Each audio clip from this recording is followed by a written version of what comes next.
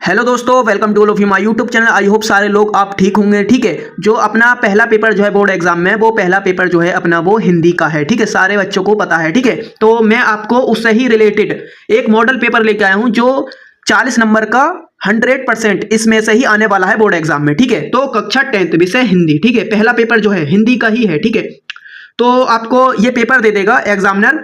तो पहले तो आपको अनुक्रमांक डालना होगा। ठीक है, उसके बाद जो आपका नाम होगा वो डालना होगा। ठीक है, तो इसमें आइए देख लेते हैं, पढ़ लेते हैं। ठीक है, समय 3 घंटे 15 मिनट का दे दिया जाता है बोर्ड एग्जाम में। ठीक है, निर्देश पहला, प्रारंभ के 15 मिनट परीक्षार्थियों को प्रश्न पत्र पढ़ने के लिए निर्धारित हैं। मतलब पहले आपको 15 मिनट जो है प्रश्न पत्र पढ़ लेना है। ठीक है, अच्छी तरीके से। ठीक है, क्या क्या दिया रखा है। ठीक है, दूसरा, प्रश्न पत्र दो भाग खंड आ तथा खंड बा में विभाजित है। ठीक है, ये दो खंड आ में विभाजित है। ठीक है, ठीक है। और तीसरा जो है, प्रश्न पत्र के खंड आ में बहुविकल्पीय प्रश्न है जिसमें सही विकल्प का चयन करके, ठीक है, OMR शीट पर नीले अथवा काले वाले पॉइंट पेन से सही विकल्प वाले गोले को पूर्ण रूप से काला करें। ठीक है, पूर्ण रूप से मतलब थोड़ा छोड़े नहीं उस पर। ठीक है, पूरा ही गोले को काला करना है, कतई डार्क। ठीक है, समझ गए। तो चौथा जो है, चौथा खंड आ में बहुविकल्पीय प्रश्न हेतु प्रत्येक प्रश्न के लिए एक अंक निर्धारित है। मतलब जो आपने 20 क्वेश्चन होंगे OMR वाले, वो 1 नंबर का आएगा। ठीक है, OMR सीट पर उत्तर अंकित किए जाने के पश्चात उसे काटें नहीं तथा लेजर एवं वाइडनर आदि का प्रयोग ना करें। मतलब जो आप कराएंगे, ठीक है, जो OMR पर भरेंगे उस पर मिटाएं नहीं और एक के दो ना भरें। ठीक है, क्योंकि कंप्यूटर से वो चेक होती है। ठीक है, उसका हाथ का कोई काम नहीं होता है। जो कंप्यूटर देखेगा 2 है तो पूरा ही गलत कर देगा। बच्चे सोचते हैं ना, जैसे 4 दिया रखा है ऑप्शन, तो उसमें से 3 कर दें या 2 कर दें तो कोई सा है तो ठीक होगा, ये सोचते हैं बच्चे। तो ऐसा कुछ नहीं है, जो आप 2-3 कर दोगे तो वो सारा ही गलत हो जाएगा। एक ही करना है। ठीक है, ये आपको ध्यान रखना है। ठीक है, प्रत्येक प्रश्न के प्रमुख उनके निर्धारित अंक हैं, दिए गए हैं। ठीक है, तो आइए पहले प्रश्न पर अपने चलते हैं। ठीक है, पहले प्रश्न पर, फिर पहला प्रश्न जो है इस प्रकार है। ठीक है, दूसरा सप्तक प्रकाशित हुआ। ठीक है, खंड आ का है। ठीक है, खंड आ का दूसरा सप्तक प्रकाशित हुआ। ये 20 OMR सीट वाले क्वेश्चन करा रहा हूं मैं आपको। ठीक है, सन 1943 ईस्वी में, बी सन 1951 ईस्वी में, सन 1959 ईस्वी में, सन 1979 ईस्वी में। तो ये इसमें हुआ था सन 1951 में। ठीक है, ये पहला तो ये हो गया, ये BIMP क्वेश्चन है, इसे याद करके लेके जाना है। ठीक है आपको। ठीक है, और क्या दूसरा जो आता है प्रश्न, समुद्रानंदन पत्त की रचना है तो कौन सी है? उर्वशी, सही है। पल्लव, सकेत, कमायानी, सही है। कमायानी, पल्लव, तो ये होगी आपकी पल्लव। ठीक है, इसे भी याद करके लेके जाना है। ठीक है, बहुत ज़्यादा इंपॉर्टेंट क्वेश्चन है। ठीक है, और छायावाद की मुख्य विशेषताएं बताइए, तीसरा वाला। ठीक है, तो इसमें आ जाता है प्रतिगति, प्रकृति का मानवीकरण, सही है। दूसरा युद्धों का वर्ण, और तीसरा यथार्थ चित्रण, और चौथा है भक्ति की प्रधानता। ठीक है, तो इसमें से आ जाएगा युद्धों का वर्ण। ठीक है, जो आपका तीसरा भी हो गया। और चौथा देख लेते हैं अपने। ठीक है, चौथा जो आ जाता है, मैथिली शरण गुप्त किस युग से संबंधित है? ठीक है, द्विवेदी युग, शुक्ल युग, छायावादी युग, और ये क्या है? भारतेंद्र युग। ठीक है, तो आपका जो आएगा वो आएगा द्विवेदी युग। ठीक है, ये पहला वाला है। ठीक है, और पांचवा आता है, केशव को कठिन काव्य का प्रेत किसने कहा है? रामचंद्र शुक्ल जी ने, गिरिशरण ने, हजारी प्रसाद द्विवेदी ने, और क्या है? मिश्र बंधु। ठीक है, तो ये आ जाता है आपका रामचंद्र शुक्ल जी ने। ठीक है, इसने ही किया था। तो ये 20 क्वेश्चन है जो आपको OMR पर भरने हैं। ठीक है, 5 तो हो गए। ठीक है, छठा देख लेते हैं अपनी। ठीक है, अब छठा जो आ जाता है, ठीक है, ये बहुत ही ज़्यादा इंपॉर्टेंट क्वेश्चन है, हमेशा याद करके जाएं। ठीक है, यह आ जाता है छठा, अजात सूत्र नाटक के नाटककार हैं तो जयशंकर प्रसाद, महादेवी वर्मा, राजकुमार वर्मा और सुमीनंद्र नंदन पथ। तो इसमें आ जाएगा जयशंकर प्रसाद, क्योंकि यही नाटक के नाटककार हैं। ठीक है, ये छठा हो गया आपका। सातवां जो आता है, इलाचंद्र जोशी की कहानियों का विषय है तो सामाजिक, मनोवैज्ञानिक, ऐतिहासिक, राजनीतिक। तो ये जो आएगा ये आएगा मनोवैज्ञानिक। ठीक है, और आठवां जो आता है, सन 1018 से 1936 ईस्वी तक का समय किसका है? मतलब सही है, प्रेमचंद्र युग, शुक्ल युग, प्रसाद युग, उपयुक्त में से सभी। तो ये आ जाएगा सभी। ठीक है, ये आ जाएगा सभी, सबका ही है। ठीक है, और नम आता है, मिलान कीजिए। ठीक है, मेला ओचल, ये किसने किया था? ये किया था फणीश्वर ने, नाथ रेणु। ठीक है, और ये आता है चित्रलेखा, इसके कौन है? भगवती चरण वर्मा। ठीक है, उसने कहा था, ये इसके लेखक कौन है? चंद्रघर शर्मा गुलेरी। ठीक है, कफन, ये जो है प्रेमचंद्र। ठीक है, ये भी बहुत ही ज़्यादा इंपॉर्टेंट क्वेश्चन है। ठीक है, इसे भी याद करके ले जाना है। ठीक है, ये इसका ही है, इसका ही मिलान हो जाएगा। ठीक है, और 10वां जो आता है अपना, 10वां जो आता है, ठीक है, निम्नलिखित में से उपन्यास है तो उपन्यास किसकी है? सेवा सदन, विराट की पद्मनी, कफन, चित्रलेखा। तो इसमें से आएगा ये 3। ठीक है, ये वाला जो है 1 2 3। ठीक है, ये आ जाएगा सेवा सदन, विराट पद्मती, कफन नहीं होगी, सही, उपन्यास कफन नहीं है, चित्रलेखा। तो ये आ जाएगा तीसरा। ठीक है, इसे 3 ये विकल्प दिए रखे हैं, तो ये वाला आ जाएगा तीसरा। ठीक है, तीसरा आ जाएगा। और जो आता है 11, करुण रस का स्थायी भाव है, तो करुण रस का स्थायी भाव है रति, हास, शोक और ये आता है निर्वेद। ठीक है, तो इसका है शोक। ठीक है, तो आई होप कि आपको ये समझ में आए। तो ये जितने भी बहुविकल्पी प्रश्न करवा रहा हूँ ये याद करके चलने हैं आपको। ठीक है, ये बहुत ही ज़्यादा इंपॉर्टेंट क्वेश्चन है। ठीक है, तो अब चलते हैं अपने 12वें की तरफ।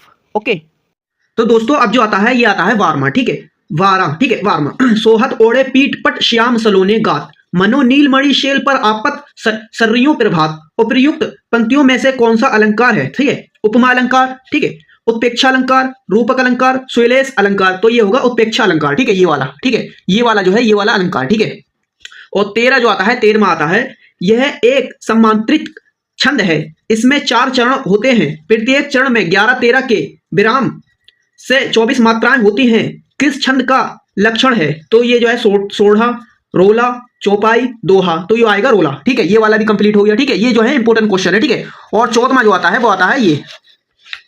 ठीक है, 14वां जो आता है अपना 14वां, प्रहार शब्द में किस उपसर्ग का प्रयोग किया गया है? प्रण, आ, निर्वय, पर। तो क्या आएगा? प्रण। ठीक है, ये वाला। ठीक है, और ये आता है पक्षतंत्र में कौन सा समास है? तो कर्मधारय, ध्रुव, और क्या आता है तत्पुरुष, और क्या आता है ध्रुवतंत्र। ठीक है, तो ये आएगा दीर्घु। ठीक है, दीर्घु समास है। ठीक है, और 16वां जो आता है, अर्थ के आधार पर वाक्य के कितने भेद हैं? ठीक है, 2, 5, 6, 8। तो ये होगा 8। ठीक है, 8 है। ठीक है, और ये जो आता है ये आ जाता है अपना 17वां, आंसू का तत्सम रूप है रोना, आंख, आंसू, अश्रय। ठीक है, तो ये आएगा अश्रय। कर्म वाच्य में प्रधानता होती है 18वां, कर्ता की प्रधानता, भाव की प्रधानता, कर्म की प्रधानता, इसमें से कोई नहीं। तो ठीक है, ये आएगा कर्तव्य की प्रधानता, पहला वाला। ठीक है, पहला वाला आ जाएगा। ठीक है, और जो आता है 19वां, ताभ्य शब्द में वचन और विभावित है, तो पष्टीय विभागित एक वचन, और क्या था सप्तमीय विभागित द्विवचन, और क्या था पष्टीय विभागित बहुवचन, चतुर्थीय विभागित बहुवचन। तो आ जाता है ये वाला चतुर्थीय विभागित बहुवचन, ये वाला। ठीक है, 20वां, निम्नलिखित शब्दों में सर्वनाम है, मनुष्य, बचपन, कोई न कोई, उपयुक्त में से सभी। तो आएगा ये मनुष्य। ठीक है, 20वां ये वाला जो है। ठीक है, और अपने चलते हैं खंड बा की तरफ। ठीक है,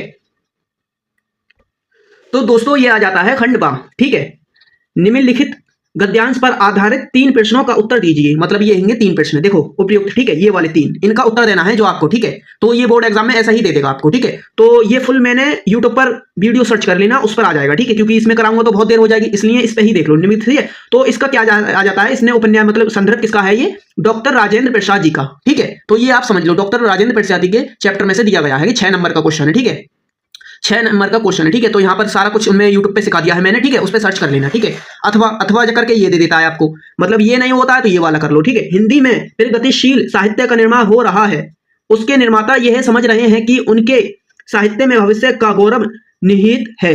तो ये किसका है? भदुलाल पुन्नालावंकी। ठीक है, पुन्नालावंकी। ठीक है, तो ये इन्होंने लिखा है। ठीक है, उपयुक्त पंथांश ये भी सारा कुछ यही है। ठीक है, यूट्यूब पे सर्च कर लेना। ठीक है, दूसरा क्या आता है?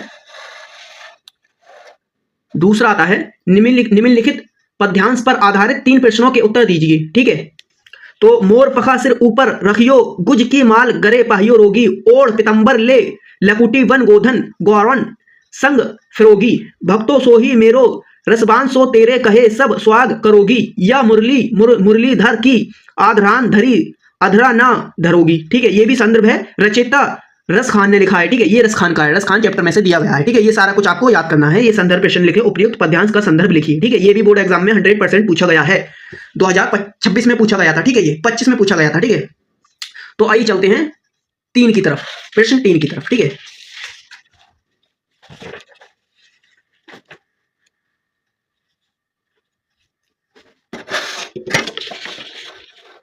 संदर्भ का यही अथवा करके दिया। ठीक है, ओधो माही। ठीक है, ये बहुत ही ज्यादा देखो पिछली बार बोर्ड एग्जाम में ये आया था।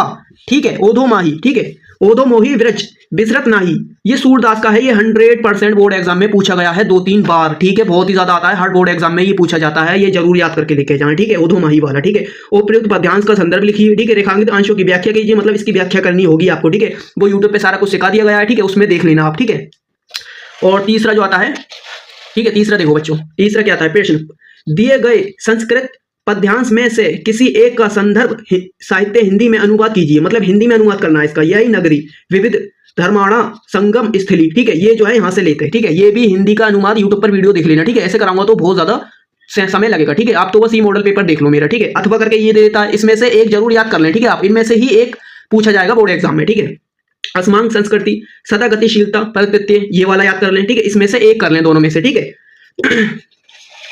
और जो आता है अपना आता है चौथा, ठीक है। दिए गए संस्कृति पद्यांश में से किसी एक का संदर्भ साहित्य हिंदी में अनुवाद कीजिए, मतलब इसका संस्कृति वाला है, ठीक है। ये संस्कृति में है, ठीक है। माता गुरुतरा भूमि, खत पितोचत्र रस्ता था, ठीक है। ये वाला, ये ना है तो ये वाला कर लो, आप दो दूरगामी, ठीक है। चा सचरो नाराचा पंडित, ये वाला कर लो, ये बहुत ही ज्यादा सरल है, ठीक है। ये सारा कुछ आप यूट्यूब पे देख लेना, ठीक है। मैंने करा दिया गया, ठीक है। ये सारा कुछ याद करा दिया गया है, आप यूट्यूब पे वीडियो सर्च कर लेना, ठीक है। प्रश्न 5वां, अपने पठित खंड काव्य के आधार पर निम्नलिखित प्रश्नों में से किसी एक का उत्तर दीजिए, ठीक है। अब प्रश्न आ जाते हैं हिंदी के, ठीक है। ये मुक्ति दूत खंड काव्य के आधार पर गांधी जी का चित्रण कीजिए, ये भी करा दिया गया है, ठीक है। दूसरा आता है अथवा करके, मुक्ति दूत खंड काव्य के चतुर्थी सर्ग का कथानक अपने शब्दों में लिखिए, ठीक है। ये भी करा दिया गया है। छठा, अब देख लेते हैं अपना छठा, ठीक है।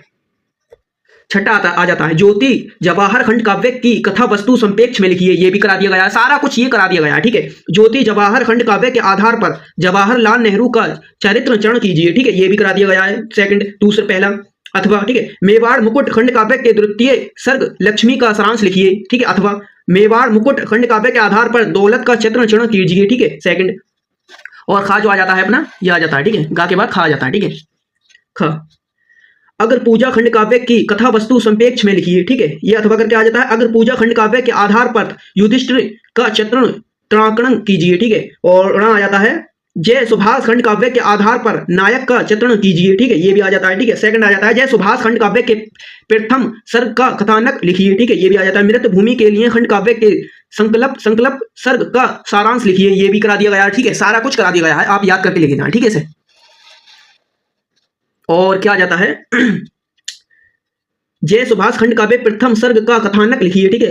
ये भी करा दिया गया है, सही है। अब सेकंड आ जाता है, ठीक है। मृत भूमि के लिए खंड काव्य के आधार पर चंद्रशेखर आजाद का चित्रण कीजिए, ठीक है। और फर्स्ट जो आ जाता है अपना, ठीक है, चंद्रशेखर का हो गया, ठीक है। अब जो आ जाता है अच्छा, पहला कर्ण खंड काव्य के आधार पर भूत सभा के द्रौपदी सर्ग का सारांश लिखिए, ठीक है। अथवा करके देता है कर्ण खंड काव्य के आधार पर श्री कृष्ण का चित्रण कीजिए, ठीक है। और पहला आ जाता है कर्म भी भरत खंड काव्य के आधार पर केकिए का चित्रण कीजिए, ठीक है। अथवा करके आ जाता है कर्मवीर भरत खंड काव्य के आगमन सर्ग की कथा वस्तु लिखिए, ठीक है।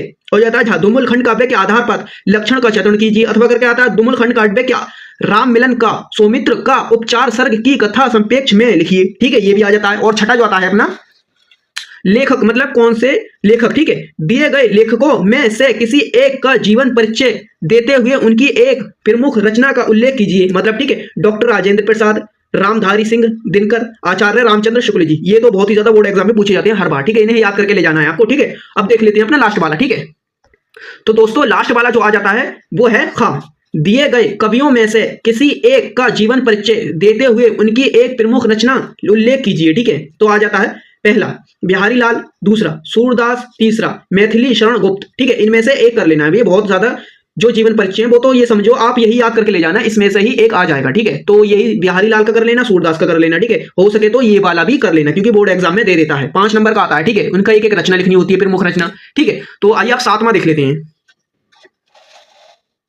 7 में क्या दिया रखा है, अपनी पाठ्य पुस्तक से कंठस्थ कोई एक श्लोक लिखिए जो इस प्रश्न पत्र में ना आया हो, ठीक है। इस प्रश्न पत्र में ना आया हो, ठीक है। मतलब एक श्लोक लिखना है जो अपनी पुस्तक में से आपने याद करा हो, उसमें से एक श्लोक तो जरूर बोर्ड एग्जाम में पूछा जाता है, ठीक है। वो याद कर लेना है, सही है। और 8वां क्या आता है, निम्नलिखित में से किन्हीं 2 प्रश्नों का उत्तर संस्कृति में दीजिए, ठीक है। ऐसे 4 दे देगा, उसमें से 1-2 आपको करने होंगे, ठीक है। भारतीय संस्कृति मूल किम स्थित का संस्कृति सदा गतिशीलता प्रत्यय, गुरुराज कैन से युद्धम अक्रोध, ठीक है। चंद्रशेखर का असीत, ठीक है।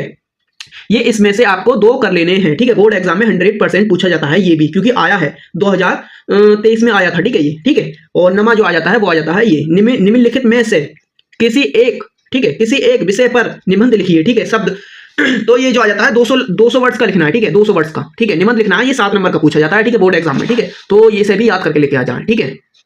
तो निबंध काय पे दे देता है, पर्यावरण प्रदूषण, ठीक है। पर्यावरण मतलब जो अपने भारत में प्रदूषण है उस पर निबंध लिख दो। विज्ञान अभिशाप या वरदान, ठीक है, उस पर वरदान पर लिख दो। यातायात नियम, मतलब यातायात के नियम लिख दो, ठीक है। और क्या आता है, जनसंख्या लाभ या हानि, मतलब जनसंख्या जो बढ़ रही है भारत में उससे लाभ है या हानि है उस पर लिख दो, ठीक है। बहुत ही ज्यादा सरल है, बहुत ही ज्यादा इजी पेपर है, ठीक है। ये आप फोड़ दोगे, 70 में से 40 नंबर का पेपर तो इसी में से ही आएगा, इसलिए इसका जरूर याद करके लेके जाए, ठीक है। तो 10वां जो आता है वो आता है, उत्तर मध्य रेलवे को एक ऐसा शिकायती पत्र लिखिए जिसमें ट्रेन में साफ सफाई और सुविधाएं ना उपलब्ध होने का उल्लेख हो। मतलब जो ट्रेन में आजकल बहुत ही ज्यादा गंदगी होती है उसका वर्णन करना है, ठीक है। जो आप कभी आपने सफर करा होगा तो देखा होगा बाथरूम वगैरह में बहुत ही ज्यादा गंदगी होती है, ठीक है, जो भारत में बहुत ही ज्यादा आम हो चुका है, ठीक है, बहुत ही ज्यादा गंदगी हो रही है, ठीक है। अब तो और क्या है, अपनी रुचियों का उल्लेख करते हुए एक अपने मित्र को पत्र लिखिए। मतलब इनमें से एक कर लेना है, ठीक है। ये रेलवे से एक रेलवे वाला कर लेना, या मित्र को पत्र करके पत्र लिखिए, मतलब याद करके लेके जाना है। बाकी सब ये 4 नंबर का आएगा, ठीक है, ये 7 नंबर का, तो हमेशा याद रखना है, ठीक है। तो आई होप मैंने ये सारा कुछ बताया होगा तो आपको समझ में आया तो होगा, ठीक है। तो इस पूरे पेपर को रट के चले जाएं, 100% 40 का नंबर का तो इसी में से ही आने वाला है, ठीक है। तो आई होप सारे लोग इसे याद कर लेना, ठीक है। बाकी अगली वीडियो में मिलते हैं, ठीक है।